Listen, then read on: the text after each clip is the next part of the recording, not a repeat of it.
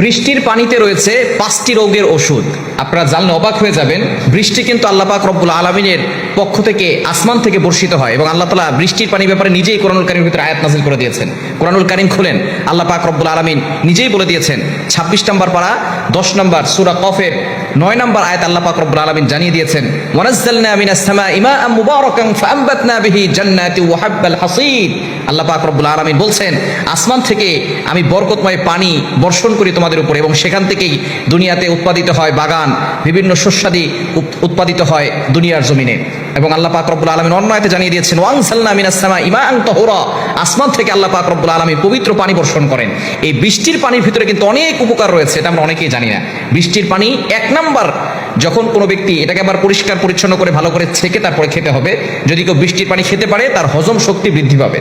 সুবহানাল্লাহ বিহামদিহি। অনেকের হজম শক্তি কম, কোনো কিছু খেলে হজম হয় না, শরীর কষা হয়ে যায়, তারা বৃষ্টির পানি খাবেন। ভালো করে ছেঁকে যদি বৃষ্টির পানি আপনি খেতে পারেন, দেখবেন আপনার হজম শক্তি বৃদ্ধি পাবে। এটা আল্লাহ তাআলার পক্ষ থেকে পবিত্র পানি আল্লাহ পাক রব্বুল আলামিন মানুষের জন্য দুনিয়াতে প্রেরণ করেন। সুতরাং 1 নাম্বার হচ্ছে আপনার হজম শক্তি বাড়াবে। 2 নাম্বার হচ্ছে জটিল ও কঠিন রোগ, যেটা আমাদের সমাজের ভিতরে ম্যাক্সিমাম মানুষের আছে, সেটা হচ্ছে চর্মরোগ। বিভিন্ন ধরনের চুলকানি হয়, অ্যালার্জি হয়, দাউদ হয়, এই ধরনের সমস্যা অনেকের আছে। নবীজি সাল্লাল্লাহু আলাইহি ওয়াসাল্লাম কিন্তু বৃষ্টিতে গোসল করতেন, এটা আমরা অনেকে ভুলেই গেছি। এবং নবীজি সাল্লাল্লাহু আলাইহি ওয়াসাল্লাম বৃষ্টি পড়লে বৃষ্টিতে হাত দিয়ে দোয়া করতেন, কারণ নবীজি সাল্লাল্লাহু আলাইহি ওয়াসাল্লাম জানিয়ে দিয়েছেন বৃষ্টির সময় দোয়া করলে দোয়া কবুল হয়, ওই দোয়া ফেরত দেওয়া হয় না। নবীজি সাল্লাল্লাহু আলাইহি ওয়াসাল্লামের হারিয়ে যাওয়া সুন্নাত মাঝে মধ্যে বাস্তবায়ন করবেন, বৃষ্টির পানিতে গোসল করবেন। পুরুষ হলে যেখানে লোকজন কম থাকে সেখানে একটু গোসল করবেন, বৃষ্টির পানি গায়ে লাগাবেন, দেখবেন আপনার অ্যালার্জির সমস্যা চলে যাবে, চুলকানি রোগ, এগুলো সব থেকে আপনি মুক্তি পাবেন। খুবই জটিল ও কঠিন রোগ এটা বাংলাদেশের ভিতরে ম্যাক্সিমাম জায়গায় এবং ছোট ছোট বাচ্চাদের হয়ে থাকে। যদি ঠান্ডা লাগার আশঙ্কা না থাকে, জ্বর হওয়ার আশঙ্কা না থাকে, তাহলে আপনি অবশ্যই বৃষ্টির পানিতে গোসল করার ট্রাই করবেন, দেখবেন আপনার চর্মরোগ থেকে আপনি বাঁচতে পারবেন ইনশাআল্লাহ। 3 নাম্বার হচ্ছে বিভিন্ন ধরনের ত্বকের সমস্যা হয় আমাদের এবং চুল পড়ে যাওয়ার সমস্যা হয়। বৃষ্টির পানি দিয়ে যদি আপনি গোসল করেন, দেখবেন আল্লাহ পাক রব্বুল আলামিন আপনার চুল পড়া বন্ধ করে দিবেন এবং ত্বকের সমস্যা দূর করে দিবেন। এই জন্য বৃষ্টির পানিতে মাঝে মধ্যে গোসল করবেন এবং বৃষ্টির পানি সংরক্ষণ করে ভালো করে ছেঁকে তারপরে ওই পানিগুলো খাওয়ার চেষ্টা করবেন। 4 নাম্বার হচ্ছে ক্যান্সারের যে কোষগুলো আছে এগুলো বৃষ্টির পানি নষ্ট করে দেয়। বৃষ্টির পানি যারা খায় তাদের ক্যান্সারের যে বড় রোগ তার কোষগুলো বৃষ্টির পানি নষ্ট করে দেয়। এবং 5 নাম্বার সবচেয়ে গুরুত্বপূর্ণ, সেটা হচ্ছে রোগ প্রতিরোধ ক্ষমতা বাড়ায়। আমাদের সমাজের ম্যাক্সিমাম মানুষের রোগ প্রতিরোধ ক্ষমতা কম। আমরা বিভিন্ন ধরনের মৌসুমী যে ফলগুলো আছে এই ফলগুলো খেতে চাই না, বিশেষ করে অনেকে কাঁঠাল খায় না, অনেকে তরমুজ খায় না, আম বড় পছন্দ করে। হ্যাঁ, আপনি প্রত্যেক মৌসুমের ফল কিছু না কিছু খাওয়ার চেষ্টা করবেন। একটা তরমুজও হলে আপনি খাবেন, যখন ফলের মৌসুম আসে তরমুজের একটা ফল হলেও আপনি খাওয়ার চেষ্টা করবেন।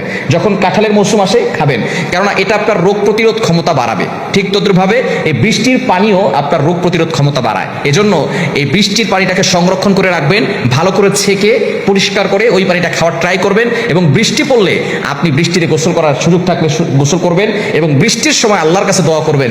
বৃষ্টির সময় দোয়া করলে আল্লাহ তাআলা এই দোয়াটা ফেরত দেন না। যারা বৃষ্টির সময় দোয়া করে তারা অনেকেই কিন্তু ফল পেয়েছে।